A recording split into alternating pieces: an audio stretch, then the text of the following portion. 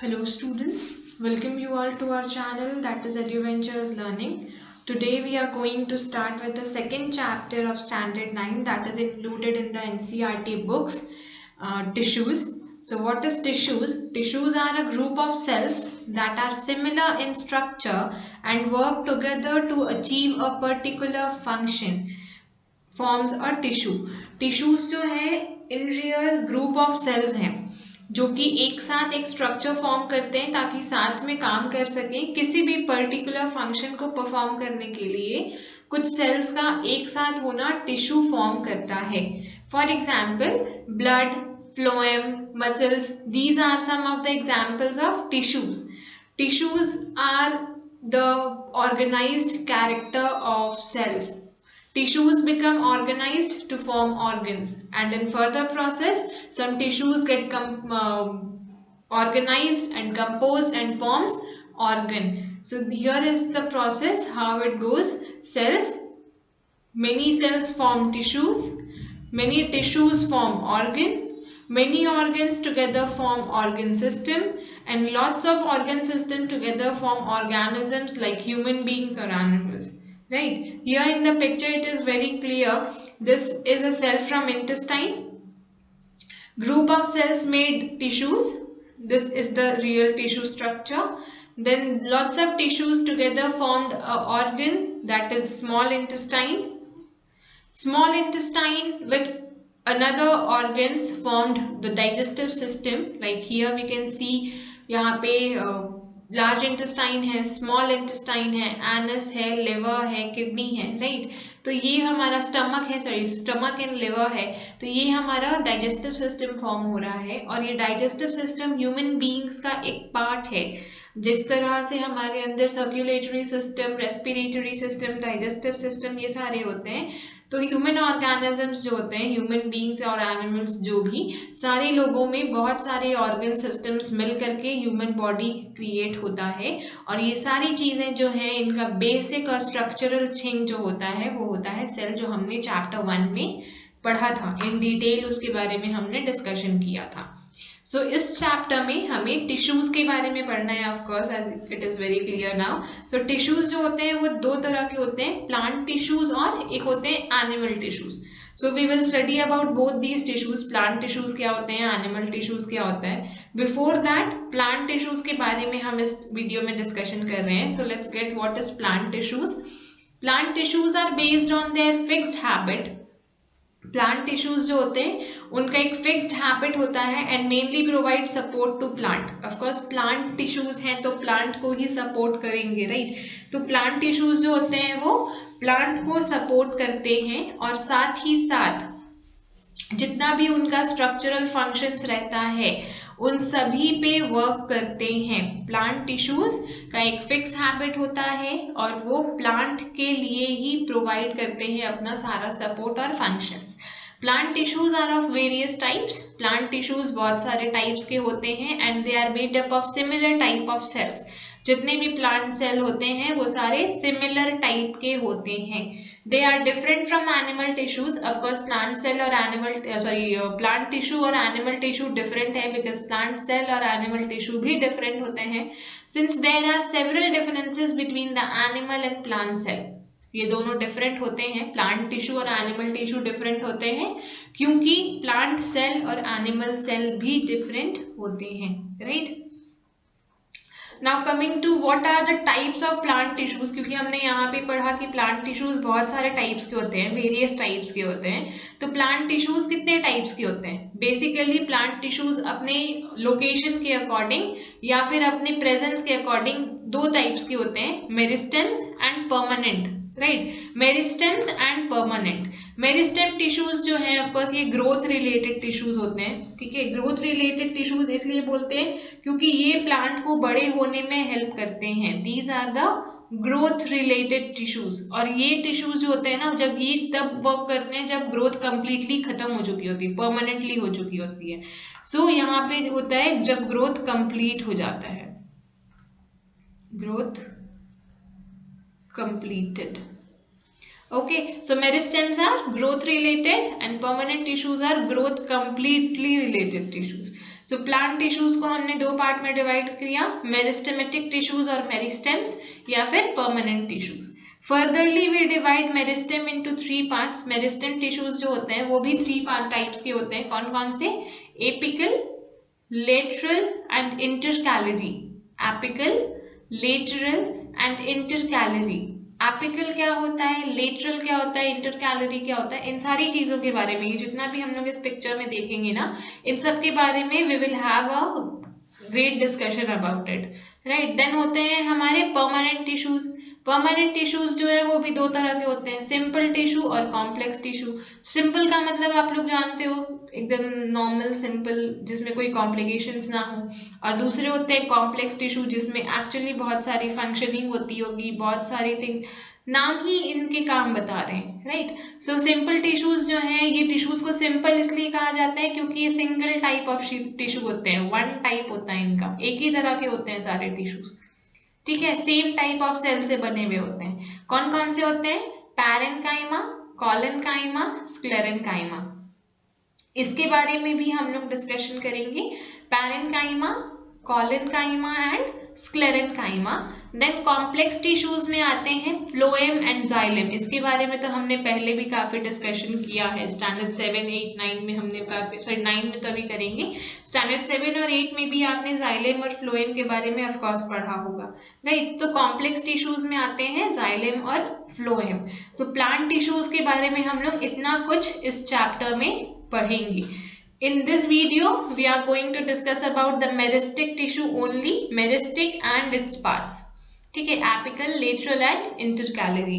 So let's talk about meristematic tissues क्या होते हैं या meristems क्या होते हैं. The meristems are the tissues having the power of cell division. Meristems एक ऐसे टिश्यू होते हैं जिनके पास सेल डिविजन का पावर होता है। क्यों होता है सेल डिविजन का पावर?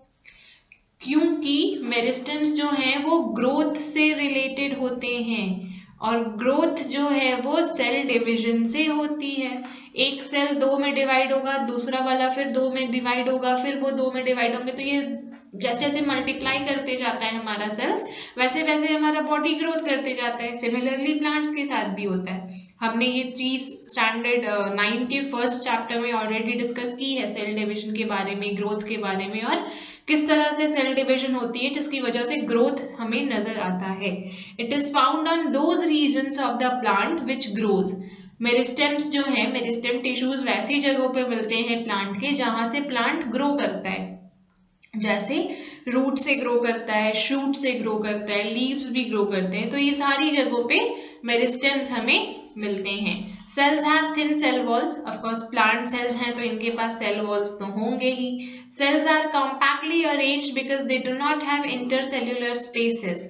ये जो मेरिस्टेम्स होते हैं ना, इस तरह से बिल्कुल क्लोजली कॉम्पैक्टली पैक्ड होते हैं। जैसे हमने पढ़ा था सॉलिड में मॉलिक्यूल्स पैक्ड होते हैं, केमिस्ट्री में आपने पढ़ा होगा, उसी तरह यहाँ पे मेरिस्टेम सेल्स में, जो मेरिस्टेम टिश्यूज में जो सेल वॉल्स होते हैं वो एकदम टाइटली पैक्ड होते हैं। Cells are compactly arranged because they do not have intercellular spaces.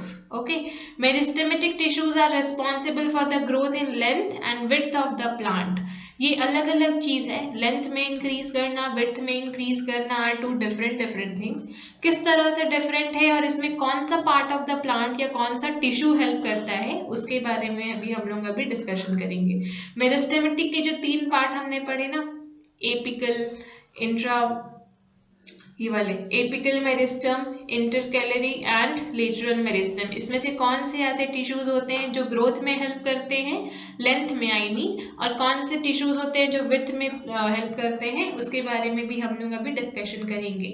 Similarly meristematic ऐसे टिश्यूज हैं, एक क्लोज डिस्क्लोजर इसका, मेरिस्टेमेटिक एक ऐसे टिश्यूज होते हैं प्लांट के जो कि प्लांट सेल से बनते हैं ऑफकोर्स, और प्लांट सेल से बने हुए मेरिस्टेमेटिक टिश्यूज जो होते हैं वो प्लांट के लेंथ और विड्थ के ग्रोथ में हेल्प करते हैं। ओके, सो मेरिस्टेमेटिक टिश्यूज भी उनके लोकेशन के अकॉर्डिंग, कहाँ पे ये पाए जाते हैं, उनके अकॉर्डिंग 3 पार्ट्स में डिवाइडेड है, apical, intercalary and lateral. Now let's discuss apical क्या होता है। एपिकल का मतलब होता है टॉप पे, ठीक है, टॉप में या फिर टिप बोल सकते हो आप, एकदम टिप पे, क्योंकि ये जो है ना ये सिर्फ स्टेम के टॉप पे नहीं मिलेगा, रूट्स के टिप पे भी तो हो सकता है, ठीक है, रूट्स के टिप पे भी हो सकता है, इसीलिए इसको हम लोग टॉप या फिर टिप ऑफ द प्लांट पे हम लोग बोलते हैं, क्योंकि जो ग्रोथ है, लेंथ वाली जो ग्रोथ है वो नीचे में से भी तो कर सकती है, बैम्बू ट्री तो नीचे से ही ग्रो करता है ना, शुगर केन भी नीचे से ऊपर आता है ग्रो करते करते, तो रूट्स में भी हो सकती हैं और टिप पे भी हो सकती है, स्टेम पे भी हो सकती हैं, इसको हम लोग बोलते हैं एपिकल मेरिस्टेम, जो कि टॉप पे होती है। देन आते हैं लेटरल मेरिस्टेम, जो कि प्लांट के इस वाले पोर्शन में होते हैं। And the third is intercalary. Intercalary के बारे में हम लोग अच्छा खासा एक डिस्कशन करेंगे, क्योंकि इसमें ना ये प्रॉब्लम होती है जानने में कि ये जहाँ पे होता है वहां से ये विड्थ में हेल्प करता है या फिर टिप को इंक्रीज करने में, लाइक लेंथ में हेल्प करता है या विड्थ में इंक्रीज करता है। लेटरल मेरिस्टेम जो है वो होते हैं साइड्स में, ठीक है, जिसकी वजह से ये विड्थ इंक्रीज करने में हेल्प करते हैं, यहाँ पे ये जो है वो लेंथ इंक्रीज करने में हेल्प करता है। तो फिर इंटरकैले यहाँ पे क्यों है, let's get this. The apical meristem, it is present at the growing tip of the stem and roots and increase the length. As I said before, apical meristems जो होते हैं वो टॉप पे होते हैं या फिर रूट्स के एंड पे होते हैं, टिप पे होते हैं, और रूट्स और स्टेम्स के इंक्रीज इन लेंथ में हेल्प करते हैं, लेंथ बड़ा करने में प्लांट का ये टिश्यूज हेल्प करते हैं। The lateral meristems, it is present at the lateral side of the stem, as you can see here, sides of the stem में होते हैं या roots में होते हैं, और occurs along the sides of longitudinal axis of the plant. It helps in increasing the width of the plant. Lateral meristems जो हैं वो प्लांट के विड्थ को इंक्रीज करने में हेल्प करते हैं, मोटा करने में प्लांट को। Now the last one is the intercalary meristems, it is the part of apical meristem. ये एपिकल मेरिस्टेम का ही एक पार्ट होता है जिसको हम लोग इंटरकैलरी मेरिस्टेम बोलते हैं, which is left behind during the growth of period, जो कि ग्रोथ पीरियड के टाइम पे एक स्पेस में छोड़ दिया जाता है, फिर आगे बढ़ने लगता है और फिर वहां पे दूसरा टिश्यू क्रिएट हो जाता है। दे आर शॉर्ट लिव्ड, ये बहुत शॉर्ट लिव्ड होते हैं, and convert into permanent tissues, और कुछ समय बाद परमानेंट टिश्यूज में कन्वर्ट हो जाते हैं। जब बनते हैं तब मेरिस्टेम टिश्यू होते हैं, ग्रोथ करते में हेल्प करते हैं, और उसके बाद कुछ हाइट में बढ़ने के बाद वो परमानेंट टिश्यू बन जाते हैं और दूसरा मेरिस्टेम टिश्यू या फिर से इंटरकैलरी मेरिस्टेम्स को बॉन्ड करने में हेल्प करते हैं। They are present at the base of the leaf और इंटरनोड। इंटरनोड क्या होता है, ये जो होते हैं वो तो या तो बेस ऑफ लीफ पे मिलते हैं या फिर इंटरनोड में मिलते हैं। इंटरनोड क्या होता है, I will let you know right now. These are responsible for the growth in length of the plant organs, plant के ऑर्गन्स के लेंथ में इंक्रीमेंट में हेल्प करते हैं। जैसे आप देख रहे हो यहाँ एग्जाम्पल में, ये जो है वो है बैम्बू ट्री, ठीक है, बैम्बू स्टेम है ये। तो इसमें क्या हो रहा है, बैम्बूज में आपने देखा होगा ये इस तरह के जो होते हैं, ये ऐसे करके ये नॉड्स बने हुए होते हैं, इसको हम लोग बोलते हैं नॉड्स, ठीक है। अब एक नॉड से दूसरे नॉड के बीच में जो स्पेस होता है इसको हम लोग बोलते हैं इंटरनॉड। क्या बोलते हैं, इंटरनॉड। नाउ ये मेरिस्टेम जो है, इंटरकैलरी मेरिस्टेम क्या करता है, यहाँ पे सपोज ये इंटरकैलरी मेरिस्टेम है और यहाँ पे है, तो जब यहाँ पे प्लांट ग्रो कर रहा था तो वो इतना दूर ग्रो करने में हेल्प किया और फिर परमानेंट हो गया, यहीं पे रुक गया। फिर दूसरा इंटरकैलरी मेरिस्टेम आया जो और इसको और फर्दर इंक्रीज करने में हेल्प किया, है ना। यहाँ पे एक इंटरकैलरी था, इतना दूर ग्रोथ करने में हेल्प किया, फिर वो यहीं पे आके परमानेंट हो गया। फिर दूसरा इंटरकैलरी मेरिस्टेम आया और फिर वो इतने दूर ग्रोथ करने में हेल्प किया, फिर यहाँ पे आके परमानेंट हो गया। तो ये फंक्शन होता है इंटरकैलरी मेरिस्टेम का, और ये एक ऐसा मेरिस्टेम है, एक ऐसा टिश्यू है जो कि प्लांट को एक लिमिटेड हाइट तक ही ग्रो करने में हेल्प करता है। लाइक आप कभी नहीं देखोगे, जैसे ये बैम्बू और शुगर केन जैसे जो स्टेम्स होते हैं उसमें ये जो होते हैं ना, ये जरूर मिलते हैं आपको, ठीक है। साथ ही साथ आप एक चीज और देखोगे कि यहाँ से कुछ रूट्स निकले हुए भी जरूर मिलेंगे आपको, ठीक है। रूट्स निकले हुए मिलते हैं, इसीलिए इनको हम लोग पार्ट ऑफ एपिकल मेरिस्टेम भी बोलते हैं, क्योंकि ये टिप हो जाता है ना इसका, है ना, और टिप पे मिलने वाले जितने भी टिश्यूज होते हैं उसको हम लोग एपिकल मेरिस्टेम बोलते हैं। तो इसीलिए ये एक पार्ट ऑफ एपिकल मेरिस्टेम भी है। In the next video we will discuss about the permanent tissues of the cell. ठीक है, permanent tissues और उसके जो simple और complex parts हैं उसके बारे में हम लोग next video में discuss करेंगे. फिलहाल के लिए meristematic tissue के parts जितने भी थे apical, lateral, intercalary, I hope these three are very much clear to you. Same होते हैं और ये जितने भी हैं ये सारे क्या होते हैं, based on growth होते हैं, based on growth. ठीक है, वो ग्रोथ जो है वो लेंथ वाइज हो या विड्थ वाइज हो. Got it?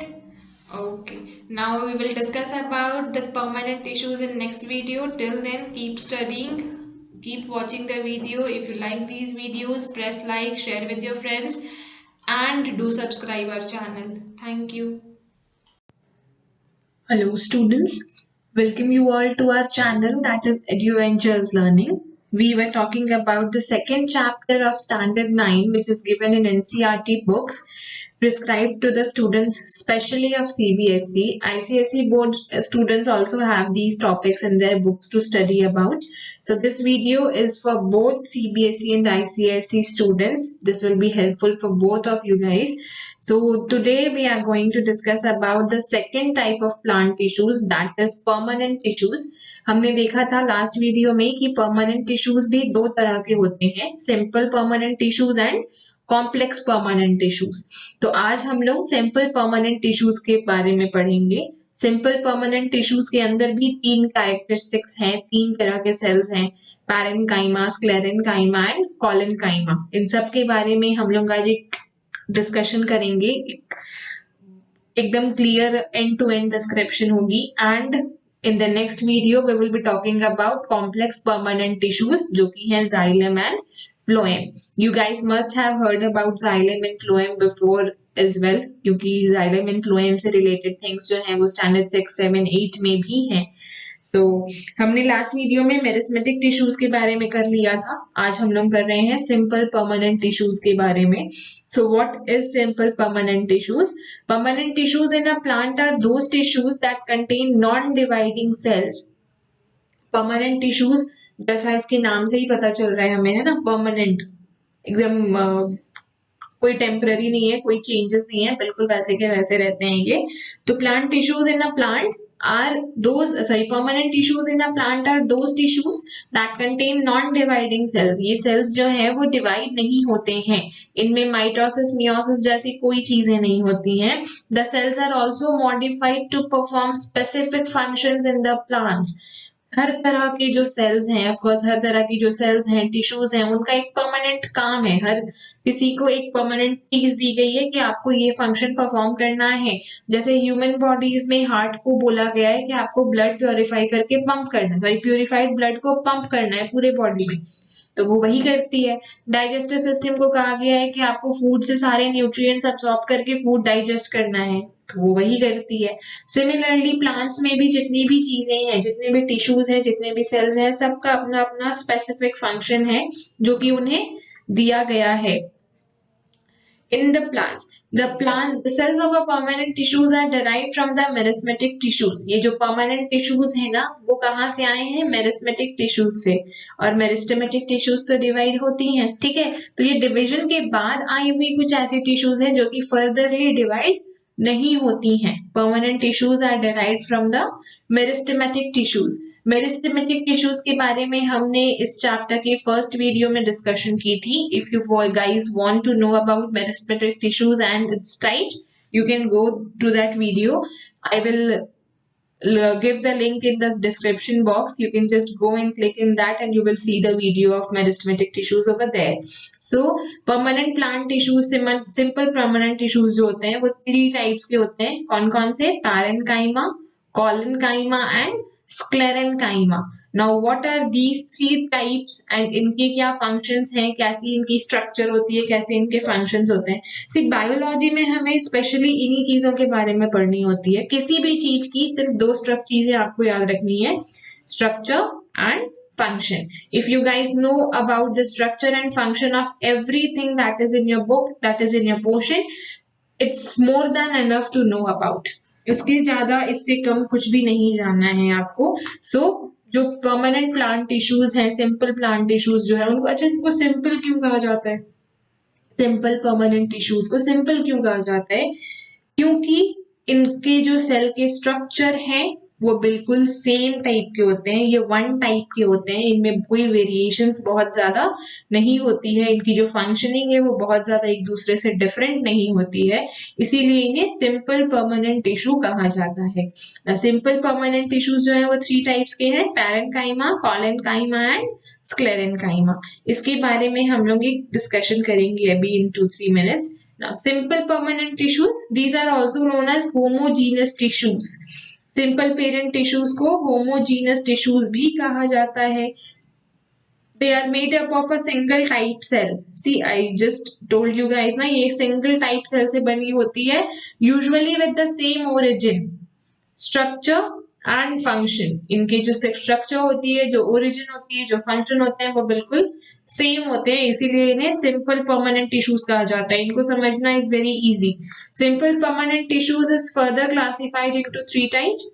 Simple permanent tissues को फर्दरली 3 टाइप्स में क्लासिफाई किया गया है, parenchyma, collenchyma and sclerenchyma. Now what are parenchyma? The cells have an oral or round shape. इसके जो cells होते हैं या तो वो oral shape के होते हैं, oval shape के होते हैं, या तो round shape के होते हैं. They store food inside them. Parenchyma जो होते हैं, जो पेरेन्काइमा cells होते हैं, tissues होते हैं, वो अपने अंदर food store करके रखते हैं, साथ ही साथ plant को structure provide करते हैं। ये इसका बहुत इंपॉर्टेंट फंक्शन है, ठीक है। आप ये जो इसका सेल का जो शेप है वो आप इसके स्ट्रक्चर में लिख सकते हो, ओवल और राउंड शेप, और इसके फंक्शन में लिख सकते हो कि these give support to the plant and store food inside them, ठीक है। The cell wall is made up of hemicellulose और सेल्यूलोज, ये भी आप स्ट्रक्चर में लिख सकते हो। इसके जो सेल वॉल होते हैं पेरेन्काइमा के, बिकॉज ये प्लांट सेल है तो इसमें प्लांट सेल वॉल जरूर होंगे, है ना। हमने पहले की वीडियोस में पढ़े हैं, the fundamental unit of life में हमने पढ़ा है कि जितने भी प्लांट सेल होते हैं उन सब में सेल वॉल होती है, एनिमल सेल में सेल वॉल्स नहीं होती है। सो यहाँ पे जो सेल वॉल है वो हेमीसेल्यूलोज और सेल्यूलोज से बना हुआ होता है। The cell is thin walled, बहुत पतली लेयर होती है इसमें, सी, है ना, यहाँ पे दिख रहा है एकदम पतली सी लेयर है। The cells have vacuoles and very small nucleus. यहाँ पे जो है आपको दिख रहे हैं छोटे छोटे, है ना, न्यूक्लियस नजर आ रहे हैं, एक न्यूक्लियस, और ये इतने सारे यहाँ पे वैक्यूल्स नजर आ रहे हैं, राइट। सो बहुत सारे वैक्यूल्स होते हैं और एक छोटी सी न्यूक्लियस होती है। It is found in all parts of the plant. Parenchyma plant के हर एक पार्ट में मिलता है।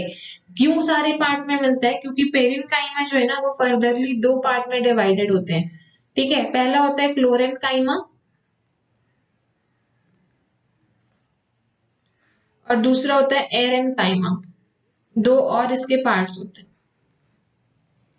क्लोरेन्काइमा क्योंकि यहाँ पे देखो क्लोरोप्लास्ट, क्लोरोफिल, इससे आप लोग याद रखोगे क्लोरेन्काइमा, ठीक है। तो क्लोरेन्काइमा जो होते हैं वो जितने भी ग्रीन प्लांट्स हैं, ग्रीन स्ट्रक्चर्स हैं प्लांट के, उन सब में मिलेंगे आपको क्लोरेन्काइमा। और जहाँ पे एयर से रिलेटेड चीज होती है, देखो एरेन्काइमा है ना, तो एयर से रिलेटेड जितनी भी चीजें होती हैं जैसे कि लीव्स हैं, स्टेम्स हैं, बार्क ऑफ द प्लांट है, तो उन सारी जगहों पे जहाँ पे एयर से रिलेटेड एक्सचेंजेस होते हैं वहां पे मिलेंगे आपको एरेन्काइमा। तो प्लांट के ऑलमोस्ट हर पार्ट में एयर से रिलेटेड चीज होती है और ऑलमोस्ट बहुत सारे पार्ट्स ऐसे होते हैं जो ग्रीन कलर के होते हैं। तो ग्रीन और एयर से मिलते जुलते सारे पार्ट्स हैं, इसलिए जो पैरेन्काइमा है वो पूरे के पूरे प्लांट के हर एक पार्ट में मिलती है।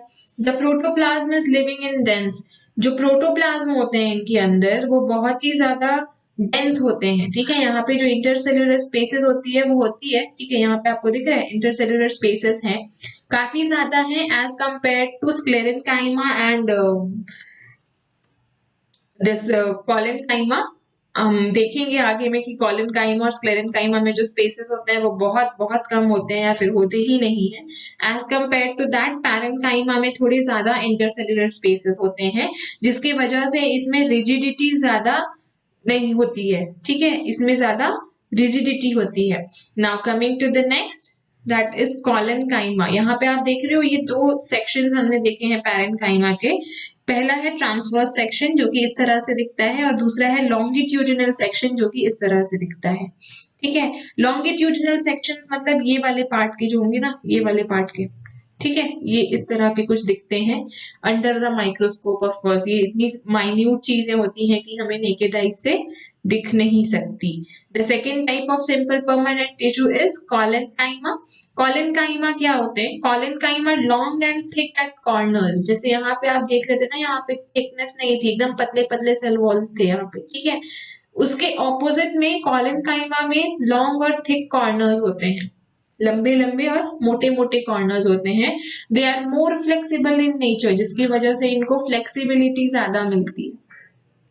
ठीक है, आप ये जो टोमेटो का प्लांट मैंने यहाँ पे दिया है एग्जाम्पल में, टोमेटो के प्लांट में आप देख रहे हो ऐसे कितनी ज्यादा ये झुक जा सकती हैं, पूरी झुक सकती हैं। ठीक है, बहुत ज्यादा रिजिड नहीं होती है, बहुत फ्लेक्सिबल होती है इनकी जो स्टेम्स होती हैं। The cell wall is made up of cellulose and pectin. यहाँ पे जो सेल वॉल है वो सेल्यूलोज और पेक्टिन से बना है, cellulose and pectin. It is found in epidermis and the vascular bundle of dicot leaf. ये जो सेल्स होते हैं, कॉलेनकाइमा सेल्स जो होते हैं, वो एपिडर्मिस में मिलते हैं या फिर वास्कुलर बंडल में मिलते हैं डाइकॉट लीफ के। It is located in leaf stock. ये लीफ स्टॉक में मिलती है। लीफ स्टॉक क्या होता है?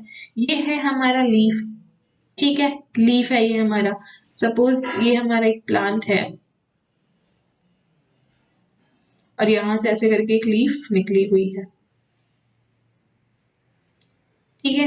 ये वाला जो आप लीफ को तो इजीली तोड़ सकते हो, ठीक है, वो इजीली टूट सकती है, बट ये वाला जो पार्ट होता है ना, इसको हम लोग बोलते हैं स्टॉक। यहाँ पे होती है हमारी क्लोरेनकाइमा। क्लोरेनकाइमा क्या होता है? देखो ये वाला जो आपका ये स्ट्रक्चर है सपोज, ठीक है, ये है आपका लीफ स्टॉक। इसके ऊपर होती है ग्रीन कलर की layer. Everybody must have seen, वो इमेजिनेशन करो, आप कोई लीफ सोचो, बैनियन ट्री के कोई लीफ सोचो, तो ये वाली जो पार्ट होती है, जो लीफ की जो डंडियां होती हैं, वो होती हैं ग्रीन कलर की। इसका जो ग्रीन वाला छलका है ना, ये एपिडर्मिस। एपी का मतलब होता है आउटर, ठीक है, ये है एपिडर्मिस। इसका एपिडर्मिस हटाओगे तो आपको कॉलेनकाइमा नजर आएगा। एपिडर्मिस, एपी का मतलब होता है आउटर, डर्म का मतलब होता है स्किन, ठीक है। तो यहाँ से आउटर स्किन जब हटाओगे ना, ये स्किन जब हटाओगे तो यहाँ पे जो आपको येलो येलो या व्हाइट व्हाइट सी कुछ चीज दिखेगी, उसको हम लोग बोलते हैं कॉलेनकाइमा। वही होती है जो कि प्लांट को बहुत ज्यादा फ्लेक्सिबिलिटी प्रोवाइड करती है। उसे तोड़ने के लिए आपको बहुत ज्यादा मेहनत या फिर बहुत ज्यादा उसे घुमाना पड़ता है ताकि वो टूट सके। बहुत ज्यादा फ्लेक्सिबल होती है और स्ट्रॉन्ग भी होती है, इसकी वजह से ये इजीली ब्रेक नहीं होती है, और इस तरह से फ्लेक्सिबल होने की वजह से ये झुक भी पाती है, ठीक है, डिफरेंट डिफरेंट डायरेक्शंस में ये मूव भी कर पाती हैं। सो दीज आर कॉलेनकाइमा जो कि हमें डाइकॉट लीव्स के या फिर लीफ स्टॉक में मिलती है। The amount of chloroplast is less in the cells. इन सेल्स में अमाउंट ऑफ क्लोरोप्लास्ट बहुत ज्यादा कम होते हैं। क्यों कम होते हैं? क्योंकि जैसा मैंने अभी बताया, ये व्हाइट कलर की होती हैं, है ना, अंदर में व्हाइट या फिर येलोइश कलर की होती हैं, जिसकी वजह से यहाँ पे क्लोरोप्लास्ट बहुत ज्यादा कम होता है, इसलिए वो व्हाइट नजर आती हैं। The cells have less intercellular spaces. जैसा हमने यहाँ पे पढ़ा था कि यहाँ पे इंटरसेल्युलर स्पेसेस बहुत ज्यादा होती हैं, बहुत ज्यादा मतलब कंपेरेटिवली ज्यादा होती है, तो यहाँ पे वो एकदम कम होती है, वेरी लेस, ठीक है, ऊपर से भी यहाँ से भी बहुत ज्यादा कम। The next is sclerenchyma. Sclerenchyma क्या होते हैं? These are dead tissues. Sclerenchyma जो है वो डेड टिश्यूज है। अच्छा, one thing more to remember is, हमने पढ़ा था पेरेनकाइमा और कॉलेनकाइमा में कि ये दोनों जो है ना लाइफ सेल्स होती हैं, देखो लिविंग होती है, ठीक है। पेरेनकाइमा भी लिविंग सेल्स होती है, लाइफ सेल्स होती है। कॉलेनकाइमा भी लाइफ सेल्स होती है, these are also live cells. लेकिन स्क्लेरेनकाइमा जो है वो होती है डेड टिश्यूज। याद रखोगे, स्क्लेरेनकाइमा डेड टिश्यूज होती हैं, वेरी हार्ड होती हैं और रिजिड होती हैं, एकदम कठोर, ठीक है, बहुत हार्ड और बहुत ज्यादा रिजिड होती हैं टेक्सचर में। Cells are thick walled with various size and shapes. Cells walls जो होते हैं वो डिफरेंट डिफरेंट टाइप्स और डिफरेंट डिफरेंट साइजेस और डिफरेंट डिफरेंट शेप्स के होते हैं, बहुत ज्यादा थिक होते हैं, मोटे होते हैं बहुत ज्यादा, ठीक है। कॉलेनकाइमा में हमने पढ़ा था कि थिक होते हैं कॉर्नर्स पे पर फ्लेक्सिबल होते हैं। यहाँ पे फ्लेक्सिबिलिटी बिल्कुल भी नहीं होती, बिल्कुल भी नहीं। These provide mechanical support and rigidity to the plant. Sclerenchyma की वजह से, क्योंकि ना स्क्लेरेनकाइमा जो है ना एक सीमेंटिंग कंपोनेंट जैसा होता है, किसी भी चीज को बहुत ज्यादा रिजिड बना देता है। ठीक है, तो ये जो है वो एक मैकेनिकल सपोर्ट देती है प्लांट को, क्योंकि उसे रिजिडिटी की जरूरत नहीं होती है। ये प्लांट के कुछ ऐसे पार्ट्स में होते हैं जहाँ पे रिजिडिटी बहुत ज्यादा हो। ठीक है, कुछ कुछ प्लांट्स में ही स्क्लेरेनकाइमा होते हैं, सब में नहीं होते हैं, या फिर अगर होते हैं तो बहुत लेस पार्ट्स में होते हैं, क्योंकि हर पार्ट में अगर स्क्लेरेनकाइमा या सीमेंटिंग कंपोनेंट हो तो प्लांट का स्ट्रक्चर बहुत ही ज्यादा रिजिड हो जाएगा, which will not be good for them. So they are made up of lignin। ये सीमेंटिंग स्ट्रक्चर है। लिग्निन जो मैंने कहा ना आपको, बहुत ज्यादा रिजिड हो जाती है प्लांट। वो क्यों हो जाती है? क्योंकि ये सेल्स में, इन टिश्यूज में, स्क्लेरेनकाइमा में लिग्निन नाम का एक कंपोनेंट होता है। लिग्निन, लिग्निन जो है एक ऐसा कंपोनेंट है जो कि प्लांट को सीमेंटिंग स्ट्रक्चर देता है, एकदम कठोर स्ट्रक्चर देता है, रिजिड स्ट्रक्चर देता है, to provide toughness to the specific part of plant, to provide toughness. Cells are long, narrow and do not have any intercellular spaces। क्योंकि यहाँ पे intercellular spaces बिल्कुल नहीं होती है तो flexibility का तो chances ही नहीं होता है, right? तो cells जो होते हैं यहाँ पे long होते हैं, narrow होते हैं, पतले होते हैं, और intercellular spaces उसमें बिल्कुल नहीं होती है। जैसा मैंने अभी यहाँ पे कहा था डेड टिश्यूज होते हैं, तो ये जो नारियल के ऊपर के छिलके होते हैं ना, डाब वगैरह आपने देखा होगा, नारियल देखा होगा, तो ऊपर के जो छिलके होते हैं वो कितने रिजिड होते हैं, एकदम टाइट होते हैं, कठोर होते हैं। तो ये जो छिलके होते हैं इनमें होता है स्क्लेरेनकाइमा। इनकी जो रिजिडिटी है, इनकी जो टफनेस है, वो स्क्लेरेनकाइमा की वजह से ही है। ये जो सेल्स दिख रहे हैं आपको, जो हेयर रूट्स दिख रहे हैं ऑल, ये सारे स्क्लेरेनकाइमा से भरे पड़े हैं। इसकी वजह से इनमें रिजिडिटी बहुत ज्यादा होती है। सो we are done with simple permanent tissues। simple permanent tissues एक brief discussion अगर हम लोग करें तो simple permanent tissues को simple permanent tissues इसलिए कहा जाता है क्योंकि उनके जो structure होते हैं, जो origin होती है, जो functions होती है, वो बहुत हद तक same होती है। single cell type होते हैं ये लोग, बार बार इनका फ्यूजन नहीं होता है, डिवाइजन नहीं होता है, जिसकी वजह से इन्हें सिंपल परमानेंट टिश्यूज कहा जाता है। सिंपल परमानेंट टिश्यूज 3 टाइप्स के होते हैं, पेरेन्काइमा, कोलेनकाइमा एंड स्क्लेरेनकाइमा। ठीक है, इसके बाद एक और आती है जिसको हम लोग कहते हैं प्रोटेक्टिव टिश्यू। ठीक है, क्या कहते हैं? Protective tissue. ये प्रोटेक्टिव टिश्यू क्या होती है? प्रोटेक्टिव टिश्यू ना मोस्टली जो होती है हमें एक्वेटिक प्लांट्स के ऊपर मिलती है। एक्वेटिक प्लांट्स कौन से मैम? तो एक्वेटिक प्लांट्स लोटस ले लो। ठीक है, लोटस के जो लीव्स होते हैं, अगर आप देखोगे कभी, तो लोटस के जो लीव्स होते हैं वो पानी में डूबते नहीं है, या फिर अगर उनपे आप पानी डालो ना तो वो ऐसे ड्रॉपलेट्स की तरह दिखते हैं, वो उसमें फैलते नहीं है। क्यों नहीं फैलते हैं? क्योंकि वहां पे होती है एक प्रोटेक्टिव टिश्यू जो कि वैक्स की तरह होती है, वैक्स की लेयर की जैसी होती है। किसी भी प्लांट के पार्ट में एक ऐसा टिश्यू का लेयर होना, इवन लोटस के जो पेटल्स होते हैं ना उसमें भी ये वाली टिश्यू होती है, एकदम वैक्स के लेयर की जैसी होती है, उसमें वाटर मिक्स्ड अप नहीं होता है। और सबसे बड़ी बात कि उसमें जितने भी लेयर्स होते हैं, जो वैक्स के लेयर्स होते हैं, उसमें वाटर एक तो रेजिस्ट नहीं करता, अंदर नहीं जाने देता प्लांट को, और दूसरा वो इसलिए है क्योंकि ऑल द टाइम जो प्लांट है वो पानी के अंदर है। अगर हमेशा वो पानी हर तरह से जाते रहेगी उसके अंदर तो प्लांट के खराब होने के चांसेस हैं। इतने ज्यादा वाटर कंटेंट तो प्लांट को डैमेज कर सकते हैं। इसकी वजह से ये प्रोटेक्टिव टिश्यूज के ऊपर में होती है। ठीक है, आप कभी भी अगर चांस मिले, if you see a lotus, अगर आपको ये चीजें याद रहें, अगर आप लोटस देखोगे तो केयर करना या नोटिस करना उस चीज को कि उसके जो पत्ते होते हैं या फिर जो फ्लावर होती है, एक्चुअली जो बड होती है, जो फ्लावर होती है, उसके ऊपर आपको कुछ वैक्सी जैसा फीलिंग आएगा। ठीक है, जब आप कैंडल्स छूते हो तो आपको कैसा फील होता है?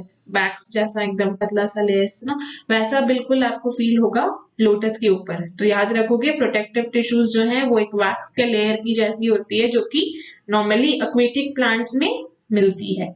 ठीक है, this is all about simple permanent tissues. In the next class we will be studying about the complex permanent tissues, those are xylem and phloem। so xylem and phloem के बारे में हम लोग नेक्स्ट क्लास में पढ़ेंगे।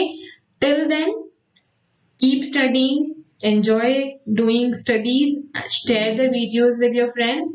If you like the video, do press the like button, subscribe to our channel, and keep studying. Thank you for watching. Hello students, welcome you all to our channel EduVentures Learning. In the last video, we have already discussed about the simple permanent tissues. Today, we will be discussing about the complex permanent tissues of the plant cells. Right? So, plant cells में हमने पढ़ा था बहुत सारे तरीकों के tissues और sales होते हैं. उसमें से हमने आज परमानेंट टिश्यूज लास्ट वीडियो में परमानेंट टिश्यूज के फर्स्ट थिंग के बारे में पढ़ा था, that was simple permanent tissues. आज हम लोग करेंगे कॉम्प्लेक्स परमानेंट टिश्यूज के बारे में. सो कॉम्प्लेक्स परमानेंट टिश्यूज में दो तरह के टिश्यूज होते हैं, जाइलम एंड फ्लोएम. जाइलम और फ्लोएम के बारे में आपने ऑलरेडी बहुत सारा कुछ पढ़ा हुआ है. स्टैंडर्ड 7, 8, 9 में हमने ट्रांसपिरेशन और ट्रांसपिरेशन पुल ये सारी चीजें पढ़ी हैं जो कि जाइलम और फ्लोएम से रिलेटेड हैं. सो आज हम लोग कुछ ऐसी चीजें देखेंगे जो जाइलम और फ्लोएम से रिलेटेड तो हैं ही साथ जाइलम में कितने तरह के सेल्स होते हैं और वो सेल्स किस तरह से प्लांट को सपोर्ट करते हैं या किस तरह से उनकी क्या फंक्शनिंग रहती है. सो यहाँ पे इस पिक्चर में जो आप देख रहे हो, यहाँ पे जितने भी ब्लू कलर के आपको वेसल्स दिख रहे हैं वो सारे हैं जाइलम्स, राइट. और जितने भी रेड दिख रहे हैं, जितने भी रेड कलर के लाइंस दिख रहे हैं वो सारे हैं phloems. As you all know कि जाइलम और फ्लोएम जो जैसे हमारी बॉडी में नर्व्स होते हैं, नर्वस सिस्टम होती है, सिमिलरली प्लांट्स में जाइलम और फ्लोएम वर्क करता है. ठीक है, जाइलम और फ्लोएम वर्क करता है प्लांट्स में जिस तरह से हमारी बॉडी में नर्व्स वर्क करते हैं. हमारे बॉडी में भी नर्व्स का वही काम होता है, एक जगह से दूसरी चीजों को पहुंचाना या फिर ब्लड फ्लो करवाना. सिमिलरली यहाँ पे जाइलम का वर्क होता है वाटर को ट्रांसफर करना, वाटर और मिनरल्स को सॉइल से प्लांट्स के अदर पार्ट्स में लेके जाना. और फ्लोएम का काम होता है लीफ से जो प्रिपेयर्ड फूड है, क्योंकि जो लीफ जो है ना हमारे प्लांट्स के किचन ऑफ द प्लांट कहलाते हैं लीफ पार्ट. क्यों? क्योंकि वो ग्रीन कलर के होते हैं और जितने भी फोटोसिंथेसिस के प्रोसेसेस हैं वो लीफ में होती है. तो लीफ है हमारा किचन ऑफ द प्लांट. वहां पे खाना बनने के बाद जो फूड स्टोर होता है वो आता है, डिफरेंट डिफरेंट पार्ट्स में फूड स्टोर होते हैं. Food storage components of the plant क्या है? सीड्स हैं, रूट्स हैं, फ्रूट्स हैं. ठीक है, तो स्टेम है. इन सारी चीजों में जो फूड प्रिपेयर होके आता है in the form of sugar and starch, वो लेकर आता है फ्लोएम. ओके, सो इस तरह के वेसल्स होते हैं. ये जो जाइलम और फ्लोएम है वो ऑफकोर्स ये वेसल्स हैं, टिश्यूज से बने हुए कुछ ऐसे वेसल्स हैं जो कि प्लांट में चीजों को एक जगह से दूसरी जगह में करने में हेल्प करते हैं. ठीक है, यहाँ से याद रखोगे जाइलम जो है वो सारे वाटर सब्सटेंसेस को या फिर मिनरल्स को लाने का काम करता है. वाटर या फिर मिनरल्स कहाँ से? सॉइल से लेकर दूसरे दूसरे पार्ट्स में जहां जहां उन चीजों की जरूरत है. और फ्लोएम क्या करता है? प्रिपेयर्ड फूड लेके जाता है. कहाँ लेके जाता है? फूड स्टोरेज हाउसेस में. फूड स्टोरेज थिंग्स क्या क्या होते हैं? रूट्स होते हैं. ठीक है, रूट्स में कौन कौन सी चीजें आते हैं? जैसे कि रेडिश, कैरेट. ठीक है, ये सारे जो है वो रूट्स हैं. ओके, स्टेम्स में लेके जाता है. स्टेम्स में कौन आते हैं? शुगर केन आते हैं स्टेम्स में. ठीक है, फिर फ्लावर्स में लेके जाता है. फ्लावर्स में कौन कौन से आते हैं? जैसे कि आपका फ्लावर्स में आ गया कॉलीफ्लावर, आ गया कैबेज, आ गया, ये सारे आते हैं फ्लावर्स में. देन सीड्स में लेके जाता है. ठीक है, सीड्स में लेके जाता है. सीड्स में कौन कौन से आ जाते हैं? पीज आ जाते हैं सीड्स में. ठीक है, तो ये सारी जो है ये है हमारे स्टार्च के फॉर्म में सेव हुए वे सारे फूड मटेरियल्स जो कि प्लांट बनाता है हमारे लिए. ऑटोट्रॉप्स बनाते हैं हेट्रोट्रॉप्स के लिए. ठीक है, और ये जो फॉर्म्स हैं ये सारे यहाँ पे जमा होते हैं. खाना जो बनता है लीफ में वो जाके जमा होता है इन सारे जगहों पे. और कौन ला के देता है? फ्लोएम ला के देता है. जाइलम और फ्लोएम दोनों ही एक पाथवे है. जाइलम से वाटर और मिनरल्स ट्रांसफर होते हैं from soil to other parts of the plant. और फ्लोएम में फ्लोएम के पाथवे से लीफ में बने हुए food different parts of the plant में पहुंचाए जाते हैं. ये जो है जाइलम जो है वो है यूनिडायरेक्शनल. यूनिडायरेक्शनल क्यों बोलते हैं जाइलम को? जाइलम जो है हमारा वो है यूनिडायरेक्शनल। यूनिडायरेक्शनल क्यों है? क्योंकि ये अपवर्ड डायरेक्शन में सिर्फ जाता है, सिर्फ अपवर्ड डायरेक्शन में, ठीक है। नीचे से सॉइल से पानी और मिनरल लेता है और प्लांट में ऊपर पहुंचाता है। और जो फ्लोएम है वो है बाई डायरेक्शनल। क्यों? क्योंकि वो हर जगह फूड लेके आता है, हर जगह, रूट में अलग, स्टेम में अलग, लीव्स में अलग, सीड्स में अलग, ठीक है। तो फ्लोएम जो है वो है बाई डायरेक्शनल। सो यहाँ पे अगर आपको डिफरेंशिएट करना हो जाइलम और फ्लोएम में, तो आप क्या लिखोगे? जाइलम जो है वो अपवर्ड डायरेक्शन में मूव करता है और फ्लोएम ऑल द डायरेक्शंस में मूव करते हैं, सारे डायरेक्शंस में मूव करते हैं। जाइलम वाटर और मिनरल्स को अपवर्ड डायरेक्शन में सॉइल से प्लांट के पार्ट्स तक लेके जाता है और phloem from the leaf to other parts of the plant, ठीक है। Xylem is a pathway of plant which transfers only water and minerals. Phloem is a pathway of a plant which transfer prepared food from leaves to the other parts of the plant. Now next क्या है xylem और phloem का differentiation? आप मुझे comment box में और लिख कर बताओगे। लाइक मैंने 3 अभी बताए हैं, आप मुझे 2 और डिफरेंसेस क्या क्या होते हैं जाइलम और फ्लोएम के, वो कमेंट डाउन करोगे। ना जाइलम और फ्लोएम जितने भी होते हैं वो सभी प्लांट्स में होते हैं। ऑफकोर्स जाइलम और फ्लोएम का जो प्रोसेसेस है वो हर प्लांट को जरूरी है।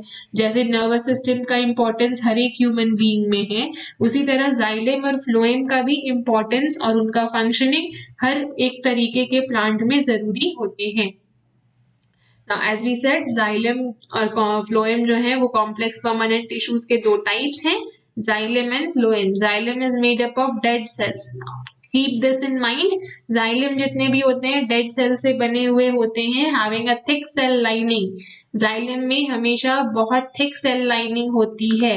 It consist of 4 types of cells. What type of 4 cells? क्या क्या सेल्स होते हैं जाइलम के अंदर?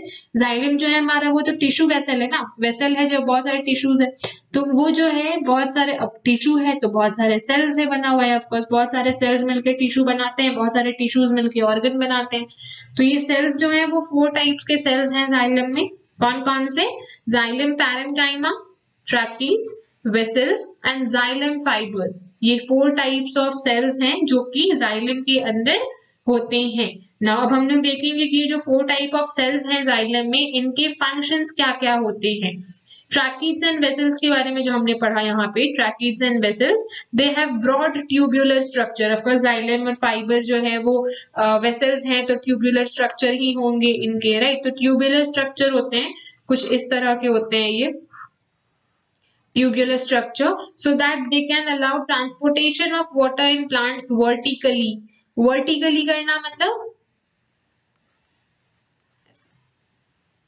ठीक है। तो ट्रैकेट्स और वेसल्स जो होते हैं वो ट्यूबुलर स्ट्रक्चर होते हैं जो कि ट्रांसपोर्टेशन ऑफ वाटर करते हैं प्लांट्स में vertically. Now xylem and parenchyma, it stores food and helps in transportation of water horizontally in the plants, horizontally, ठीक है। तो ये जो होते हैं जाइलम पैरेन्काइमा जो है, the first kind of cell which we read here, xylem parenchyma, वो क्या करते हैं? इट स्टोर्स फूड, फूड को जमा करके रखते हैं and helps in transportation of water, transportation of water में हेल्प करते हैं हॉरिजॉन्टल डायरेक्शन में।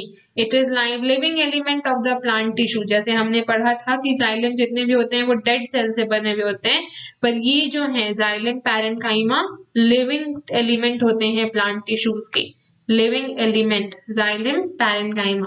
The next is xylem fibers. They are supportive in functions. It is a dead element of plant tissue. Xylem fibers जो है वो dead element होते हैं और इन सारी चीजों को फंक्शनिंग करने में हेल्प करते हैं। इनका अलग से कोई खुद का कुछ काम नहीं होता है, बस ये इन सारी चीजें जो कर रहे होते हैं, जाइलम, ट्राइकीड्स, वेसल्स, पैरेन्काइमा, ये सारे जितने वर्क कर रहे होते हैं उनको रेगुलेट करता है, सपोर्ट करता है, फंक्शन करने में हेल्प करता है, ठीक है। So the next is phloem.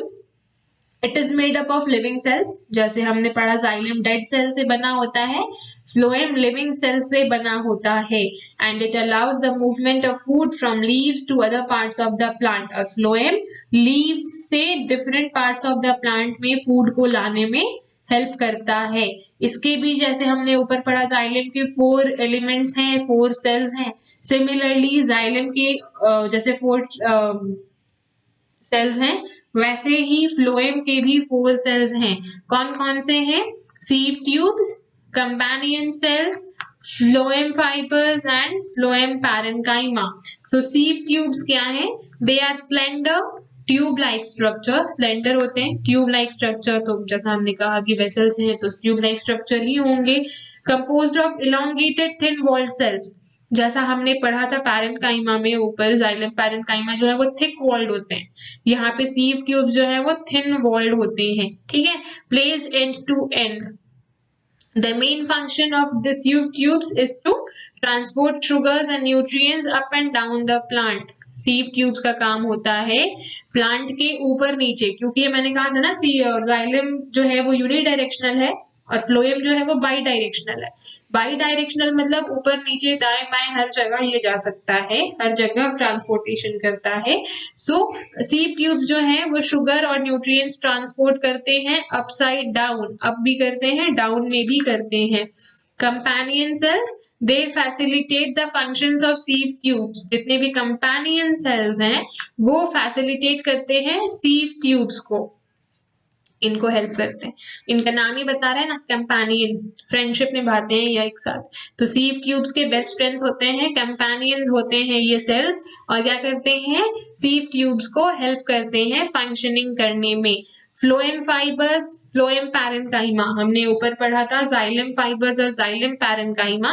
सो यहाँ पे भी सेम फंक्शन है इन दोनों का, बस ये नाम चेंज हो गए हैं, जाइलम की जगह फ्लोएम आ जाते हैं। सो फ्लोएम फाइबर्स क्या करते हैं? Phloem fibers provide flexibility to the phloem, flexibility provide करते हैं फ्लोएम को।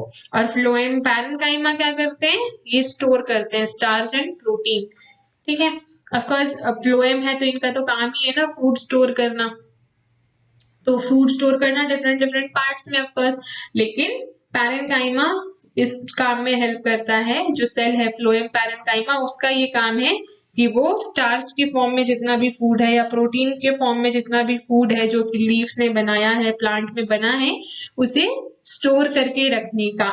So that's all for xylem and phloem. It was very easy to know because everything you have known about these things. Xylem and phloem are the two topics which is very much common and very much heard before in the previous classes as well. So इसे समझना और जानना बहुत ज़्यादा difficult नहीं है. If you still feel any problem regarding this topic, you can comment me down. I will try to solve all your problems. Thank you for watching. Do share the videos with your friends and subscribe to our channel. Thank you. Hello students, welcome you all to our channel EduVentures Learning. Here we were discussing about the second chapter, I mean the 6th chapter of biology of standard 9 that is given in NCERT books about tissues. So tissues, we have completed the first part of the chapter that was related to plant tissues. Today we are going to start with animal tissues. What are animal tissues? What are the types of animal tissues? And in animal tissues I am talking about both animals and human beings, right? जितना हमने plant tissues में पढ़ा था कि कितने सारे types होते हैं, फिर टाइप्स के अंदर की भी बहुत सारी चीजें थी, बहुत डिटेल में हमने डिस्कस किया है प्लांट टिश्यूज के बारे में। स्टैंडर्ड 9 के अकॉर्डिंग हमें एनिमल टिश्यूज में उतना डीपली नहीं जाना है, so we will just know their names and their structure and their functions and that's it. These are the 3 things that we are going to do today. So animal tissues जो है वो 4 types के होते हैं। कौन कौन से? Epithelial tissues. Epithelial का मतलब होता है ऐसे टिश्यूज जो हमारे बॉडी के ऊपर किसी भी चीज को प्रोटेक्ट करने के लिए हैं, ठीक है। Epithelial tissues, protection bye covering the secretion और अब्जॉर्प्शन। उस ऐसे टिश्यूज जो कि हमारे बॉडी को प्रोटेक्शन देते हैं, कवरिंग करते हैं सीक्रेशंस का और अब्जॉर्प्शन का, उसे हम लोग कहते हैं एपिथेलियल टिश्यूज। ये कितने टाइप्स के होते हैं that we will look further on. Connective tissue, जैसा इसका नाम बता रहा है, कनेक्ट करने का काम करता है ये कनेक्टिव टिश्यू। कौन कौन से काम है इसके? Binding, support and transport. These are the 3 works that connective tissue do. Next is muscular tissue. Muscular tissues of course body के मूवमेंट और लोकोमोशन में काम करता है। मस्क्यूलर टिश्यूज हमारे वो सारे पार्ट्स में है जहाँ पे मसल्स हैं, वो इनसाइड द बॉडी हो या आउटसाइड द बॉडी दिखने वाले पार्ट्स हो, लाइक हमारे हैंड्स में, आर्म्स में, थाइज में, जितनी भी जगह है सारी जगह मस्क्यूलर टिश्यूज हैं। And the last but not the least that is nervous tissues, जो कि हमारे कंट्रोल और कोऑर्डिनेशन में काम आते हैं। नर्वस टिश्यूज एक्चुअली ना बहुत से लोगों में ये मिसकॉन्सेप्शंस होती हैं कि जो नर्वस होता है, हमारा नर्व्स होते हैं, उसके अंदर हमारा ब्लड बह रहा होता है, ठीक है, मतलब ब्लड फ्लो हो रहा होता है, पर it's not correct. Nervous tissue का काम, नर्व्स का काम हमारा मैसेंजर का है, वो हमारे बॉडी से मैसेजेस को ट्रांसफर करते हैं from one place to another, blood को नहीं। ब्लड को ट्रांसफर करने का काम आर्टरीज एंड वीन्स का है, राइट, वेसल्स का है, नर्वस सिस्टम का नहीं। सो नर्वस सिस्टम का काम क्या है, नर्वस टिश्यूज का काम क्या है, हमारे बॉडी को कंट्रोल और कोऑर्डिनेट करना, मैसेजेस ट्रांसफर करना। आई hope this thing has now got cleared, because बहुत सारे लोगों में ये मिसकंसेप्शंस होती हैं। नाउ कमिंग कि ये जो 4 टिश्यूज हमने यहाँ पे पढ़े, epithelial tissue, connective tissue, muscular tissue and nervous tissue, ये 4 टिश्यूज भी फर्दरली और भी पार्ट्स में डिवाइड होते हैं, जैसे कि आप इस पिक्चर में देख सकते हो। एपिथेलियल टिश्यूज जो है वो 4 टाइप्स के हमने पढ़ने हैं यहाँ पे, स्पेशली 4 टाइप्स के।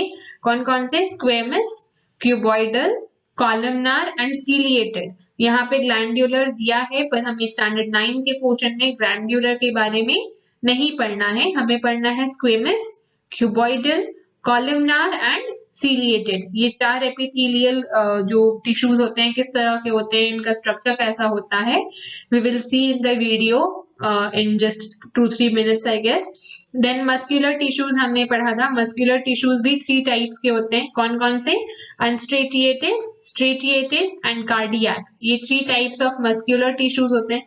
कार्डियक तो ऑफकोर्स हमारा हार्ट से रिलेटेड है, और अनस्ट्रेटिएटेड एंड स्ट्रेटिएटेड कैसे होते हैं, that I will let you know in the next moment. Then connective tissues, connective जैसे मैंने आपको कहा कनेक्शंस के काम आते हैं, तो कनेक्शन करने का हमारा बॉडी में सबसे ज्यादा जरूरत किसका है? ब्लड का है। ब्लड और लिम्फ जो है वो बहुत ज्यादा इस चीज में वर्क करते हैं।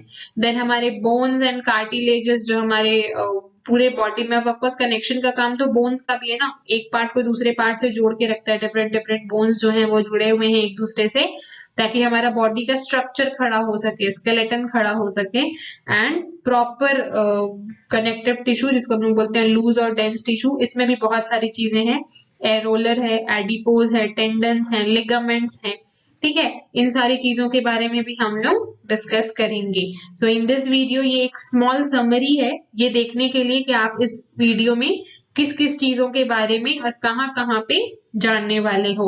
एपिथेलियल में हम ये 4 चीजों के बारे में पढ़ेंगे टिल दिस मच।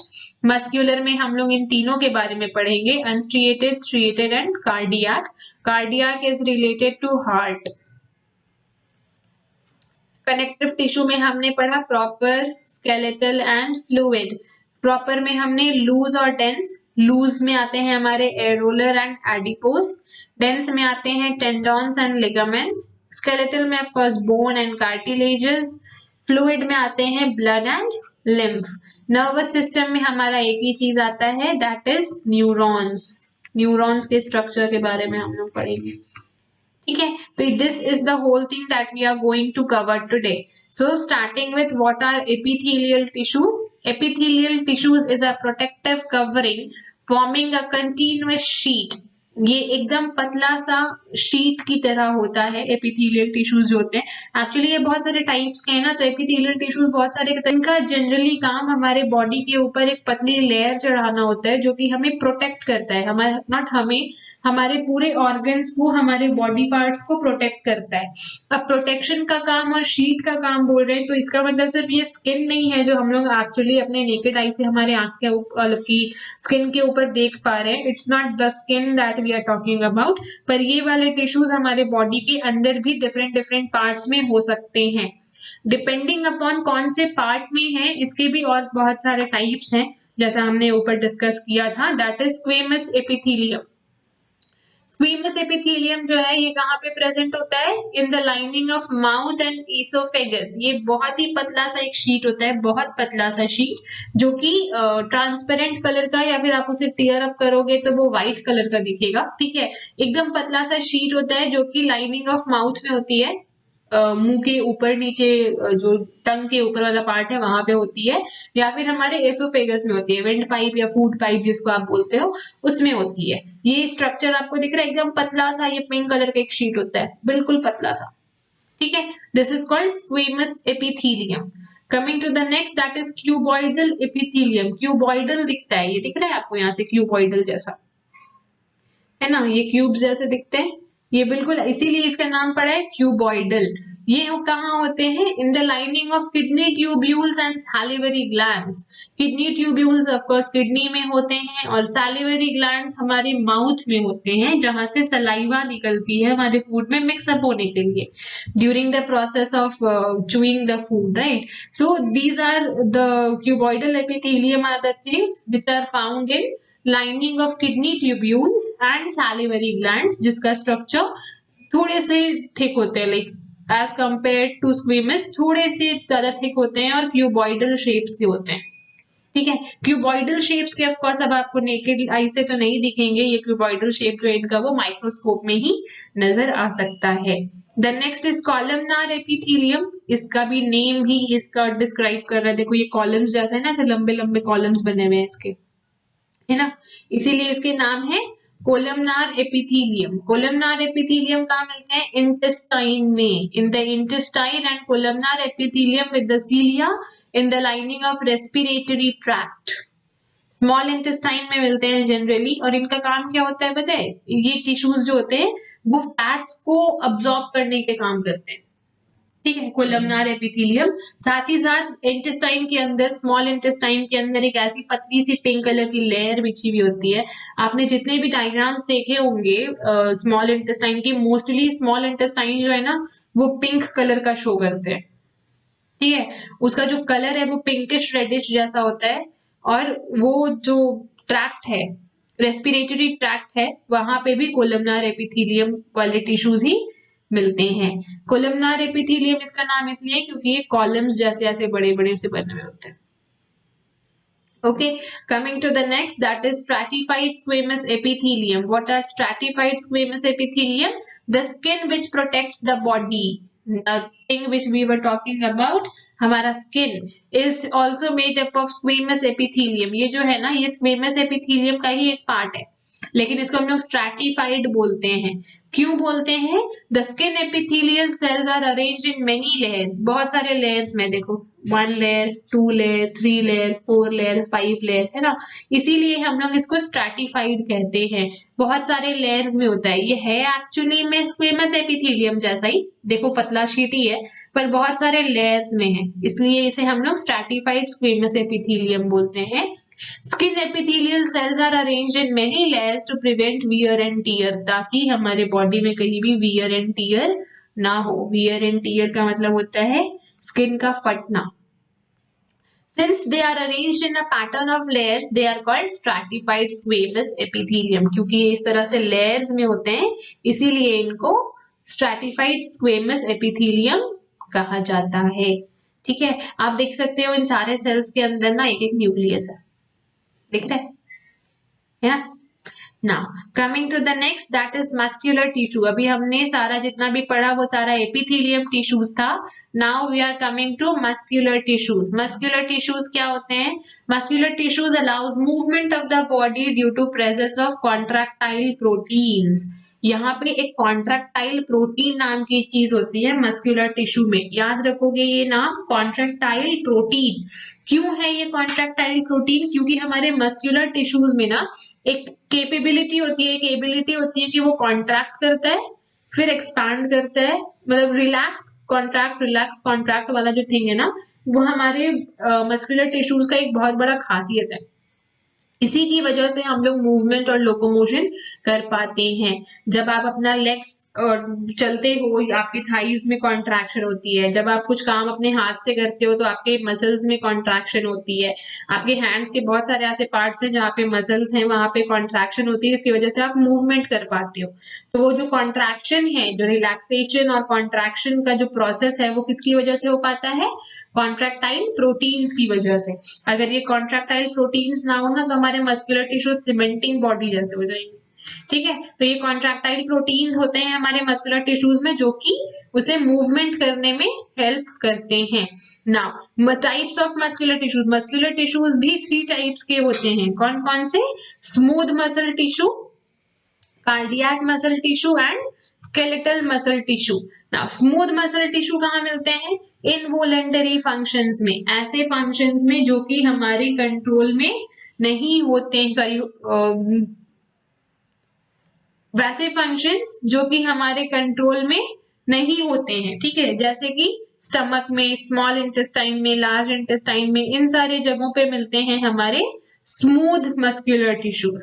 ठीक है, ये जो है ऑफ कोर्स हमारे बॉडी में जितने भी ऑर्गन्स हैं सब मसल से ही बने हुए है ना। सारे मसल्स जो है वो टिश्यूज से बने हुए और टिश्यूज जो है वो सेल से बने हुए। तो सारे जो हमारे ऑर्गन्स हैं वो सारे टिश्यूज से बने हुए हैं। और ये जो टिश्यू है, स्मूथ टिश्यू जो है, उसको कुछ इस तरह का दिखता है,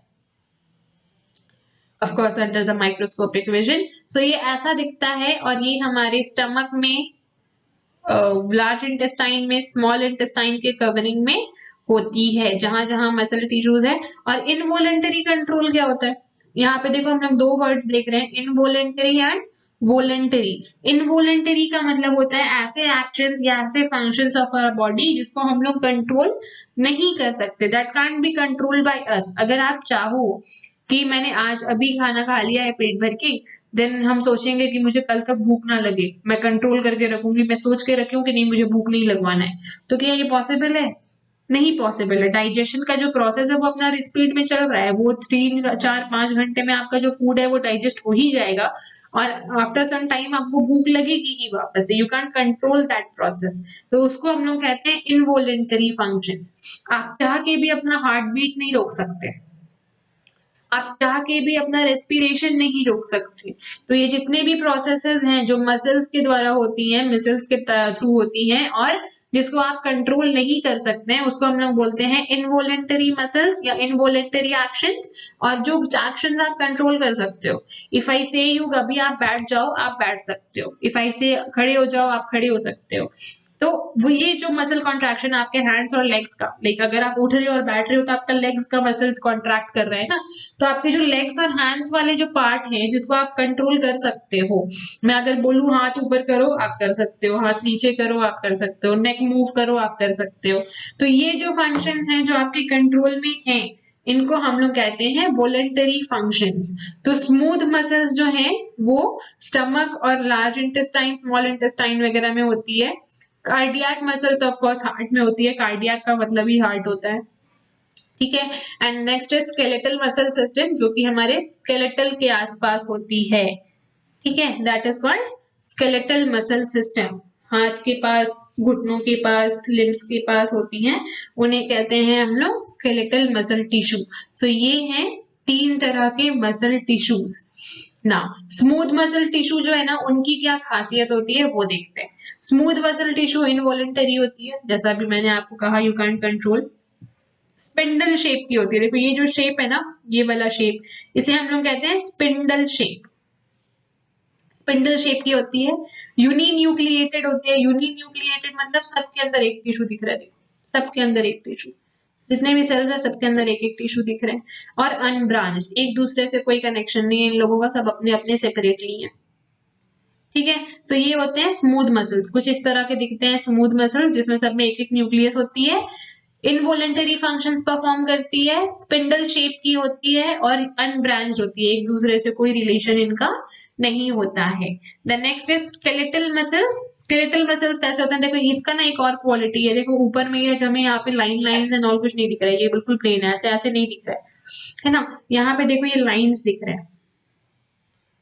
ठीक है, इसका मतलब होता है अनस्ट्रैटिफाइड। ना स्केलेटल मसल्स जो है वो वॉलंटरी फंक्शंस करती हैं, ऑफ कोर्स वैसे फंक्शंस जिसको हम लोग कंट्रोल कर सकते हैं। हैंड्स को उठाना, लेग्स का चलना, बॉडी का स्ट्रेच करना, ये सारी चीजें जो है हमारे कंट्रोल में है। So skeletal muscles voluntary functions perform करती हैं, सिलिंड्रिकल शेप की होती हैं, कुछ इस तरह के शेप की होती है। देखो यहाँ पे दिख भी रहा है सिलिंड्रिकल शेप है ना, यहाँ से ये कुछ ऐसी ऐसी है,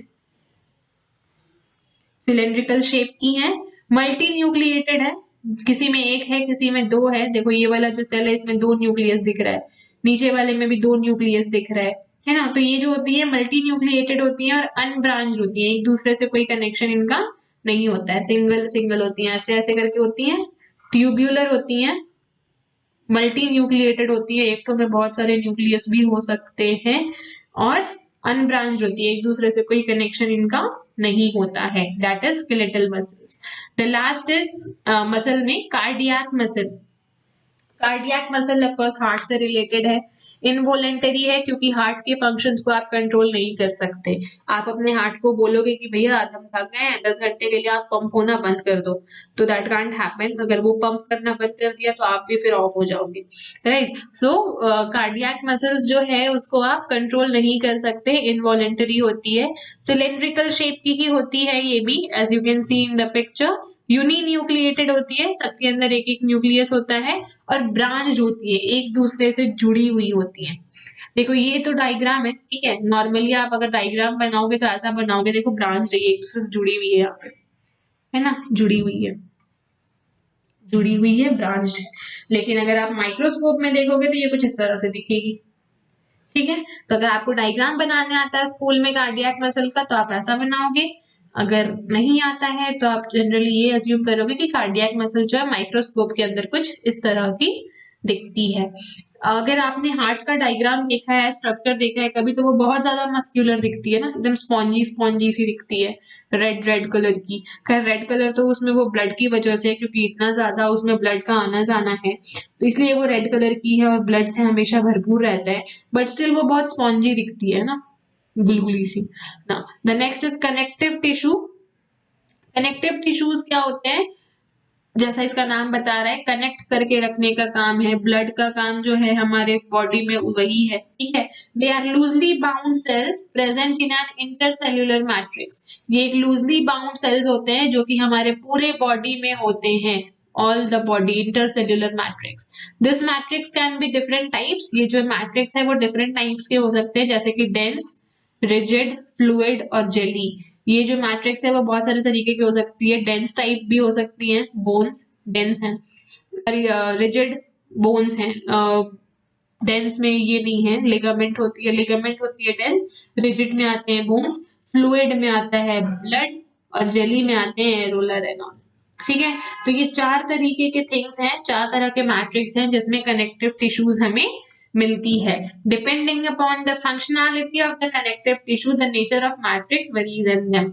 डिपेंड करता है कि कौन से मैट्रिक्स का क्या काम है, उस पे, सॉरी कौन सा नेचर है इनका, उस पर डिपेंड करता है कि मैट्रिक्स का वैरायटी क्या है, वरी कैसे करते हैं ये लोग।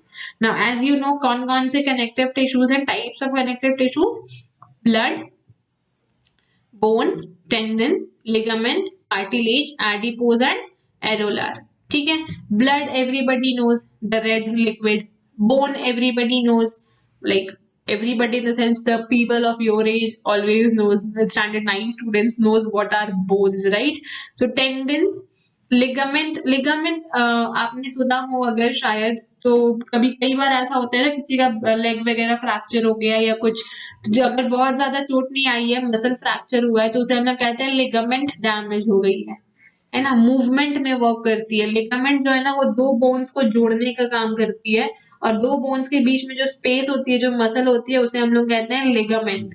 देन कार्टिलेज, कार्टिलेज नॉर्मली हमारे नीज में होती है, नीज में जो दो बोन्स जुड़े हुए होते हैं उसके ऊपर एक पतली सी शीट होती है, लेयर होती है, उसे हम लोग कहते हैं cartilage. Then adipose and areolar. देखो यहाँ पे मैं एक पिक्चर शो कर रही हूँ आपको, ये एक हैंड है किसी का, ठीक है, उसमें आपको दिख रहा है यहाँ पे काफी सारी चीजें, कौन कौन सी चीजें हैं, जैसे कि लूज कनेक्टिव टिश्यू यहाँ पे अंडर द स्किन, यहाँ पे ठीक है, इलास्टिक फाइबर्स हैं, उसमें कोलाजन फाइबर है, सेल है, ये सारी चीजें। रेड ब्लड सेल्स में जो ब्लड है हमारा नॉर्मली फ्लूइड टिश्यू जो यहाँ पे मिलता है हमें, ठीक है, अगर अगर बाई चांस कभी किसी का एक्सीडेंट हो और अगर उसके बॉडी से ब्लड निकल रही है, दैट मीन्स उसको यहाँ पे डैमेज हुआ है। ठीक है, यहाँ पे भी हो सकता है, यहाँ पे भी हो सकता है। अगर इन दोनों जगह में लगी है तो आपके बॉडी से ब्लड आना जरूरी है। अगर ब्लड आ जाता है तो यू आर सेफ, नहीं आता है तो वहां ब्लड जाम हो सकती है, जो कि फर्दरली बहुत सारे प्रॉब्लम्स क्रिएट कर सकती है। सो ब्लड एक फ्लूइड टिश्यू है जिसमें रेड ब्लड सेल्स होते हैं, व्हाइट ब्लड सेल्स होते हैं और प्लाज्मा होती है। ये चीजें तो हमने ऑलरेडी बहुत सारे टाइम पढ़ी हुई। Bone, coming to bone, bone में हमारा क्या होता है, बोन फॉर्मिंग सेल्स होते हैं, मैट्रिक्स होते हैं एंड सेंट्रल कनाल होते हैं, ये हमारा बोन है ना। द नेक्स्ट इज कार्टिलेज, ये जो मैंने अभी आपको कहा, दो बोन्स को जोड़ के रखने का काम, एक पतला सा लेयर होता है जो बोन्स के बीच में रहता है ताकि बोन्स में फ्रिक्शन ना हो, है ना, वरना हम लोग चलेंगे तो कच कच कच कर या कड़ कड़ कड़ आवाज करेगा, वो आवाज ना हो इसके लिए यहाँ पे कार्टिलेज होती है at the end of a bone. उसमें भी मैट्रिक्स होती है और कार्टिलेज फॉर्मिंग सेल्स होती है। Now coming to adipose tissue, ये हमारे स्किन के अंदर एक लेयर होती है, ठीक है, रेड कलर की होती है, इसको हम लोग कहते हैं एडिपोज टिश्यू। देन होते हैं, इसके अंदर होता है फैट ड्रॉपलेट्स। हम लोग जब वॉक करते हैं हमारे बॉडी से स्वेट आता है या रनिंग करते हैं तो हमारे बॉडी से स्वेट बाहर आती है, तो वो स्वेट जो बाहर आती है ना वो फैट के रूप में आती है, वही ये फैट ड्रॉपलेट्स है, वो यहाँ पे जमा हो जाती है एडिपोज टिश्यू में आके। जब हम लोग रन करते हैं तो हमारे स्किन के पोर्स ओपन होते हैं और वो फैट टिश्यूज हमारे बॉडी से बाहर आने लगते हैं और यहाँ पे ऐसे करके दिखने लगते हैं।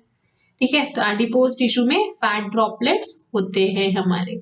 आई hope this thing is clear to you now.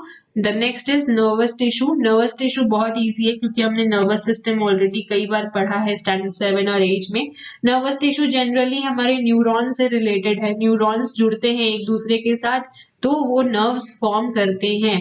और नर्वस टिश्यूज क्या होते हैं, स्पेशलाइज टू कंडक्ट सिग्नल्स। जैसा मैंने ऊपर कहा था ना अभी कि नर्वस में हमारे नर्व्स में हमारे ब्लड नहीं होता है, नर्व्स का काम हमारे बॉडी में सिग्नल्स भेजना है, मैसेजेस का भेजना है from one place to another.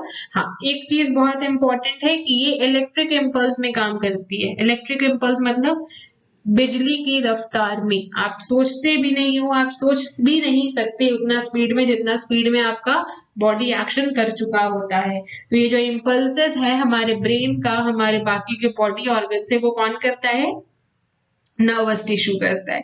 It is made up of neuron और नर्व सेल्स। जो हमारे नर्वस टिश्यूज हैं वो या तो न्यूरॉन से बने होते हैं या फिर नर्व सेल, एक ही बात है, न्यूरॉन और नर्व सेल एक ही चीज का नाम है जो आप लोग यहाँ पे देख रहे हैं। इसी को हम लोग कहते हैं न्यूरॉन या फिर नर्व सेल। इसमें कौन कौन सी चीजें होती हैं, ब्रेन, स्पाइनल कॉर्ड और nerves are made up of nervous tissues. हमारी 3 बॉडी पार्ट्स ऐसी हैं जो कि इन चीजों से बनी हुई होती हैं, ब्रेन, स्पाइनल कॉर्ड और नर्व्स। सपोज ये हमारा ब्रेन है, ये है हमारा स्पाइनल कॉर्ड, ऐसा होता नहीं है, ये थोड़ा सा डिफरेंट शेप्ड है बट ठीक है, अब नहीं है, और उसमें से निकल रही होती है कुछ नर्व्स। तो ये जो 3 चीजें हैं ये बनी हुई होती हैं नर्वस टिश्यू से, हमारा ब्रेन, स्पाइनल कॉर्ड और नर्व्स। सारी नर्व्स जो है ये हमारी जरूरी नहीं है कि स्पाइनल कॉर्ड से ही निकले, हमारे ब्रेन से भी कुछ नर्व्स निकल रहे होते हैं जो हमारे डिफरेंट डिफरेंट बॉडी पार्ट्स में जा रहे होते हैं।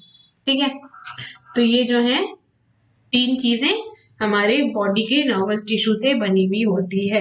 ना ये जो नर्वस टिश्यू है वो किससे बना है, न्यूरॉन से। तो न्यूरॉन का स्ट्रक्चर भी बहुत इंपॉर्टेंट है, एक बार हम लोग देख लेते हैं कि न्यूरॉन का स्ट्रक्चर कैसा होता है। ये है हमारा सेल बॉडी, ठीक है, हमारा नहीं, न्यूरॉन का cell body, main part of the neuron जिसको आप बोल सकते हो, एकदम इंपॉर्टेंट पार्ट वो है ये सेल बॉडी। सेल बॉडी की जगह आप इसको एक बार और साइटॉन भी बोल सकते हो, इस नाम से रिमेम्बर रखोगे ना तो आपको बायो में आगे जाके बहुत हेल्प होगी।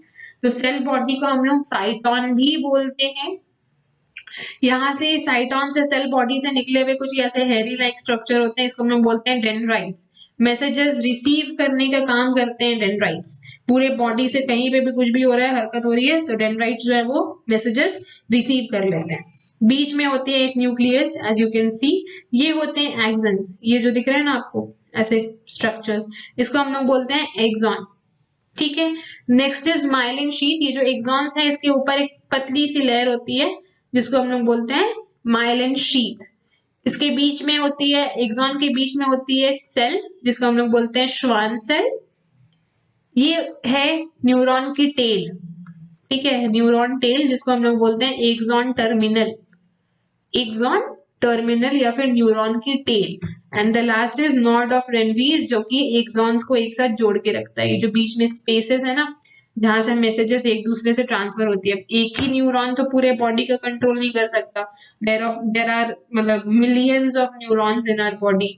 तो ये जो है एक दूसरे से फटाफट फटाफट मैसेजेस ट्रांसफर करती है और वो ट्रांसफरिंग के वजह से ही हमारा जो मैसेजेस है किसी भी बॉडी पार्ट से ब्रेन तक या स्पाइनल कॉर्ड तक, और स्पाइनल कॉर्ड से या ब्रेन से किसी भी बॉडी पार्ट तक फटाक से इलेक्ट्रिक इम्पल्स के रेंज में पहुंच पाता है। So this was all about animal tissues. जितनी भी चीजें थी इसके अंदर हमने आज डिस्कस कर ली है। आई hope this chapter 6 of NCERT book standard 9 is clear to you guys. Do tell me about the reviews of the videos that you are watching, if you are able to understand these videos or not. If you find any difficulty in this or you face any type of query in this, you can just comment me down. I will try to solve all your questions. And do share the videos with your friends, help them and help yourself as well. Keep watching, keep studying. Thank you for watching.